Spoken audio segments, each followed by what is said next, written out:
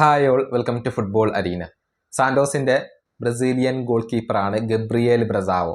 നമുക്കറിയാം, കഴിഞ്ഞ സീസണിലൊക്കെ മികച്ച പ്രകടനമാണ് നെയ്മറുടെ ക്ലബിന് വേണ്ടി ഈ ഗോൾ കീപ്പർ പുറത്തെടുത്തിട്ടുള്ളത്.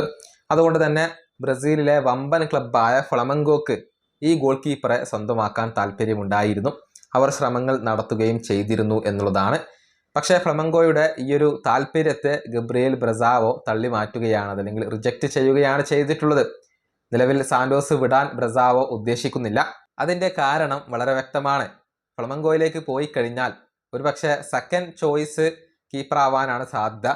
അതിപ്പോൾ ഗബ്രിയേൽ ബ്രസാവോ ഉദ്ദേശിക്കുന്നില്ല.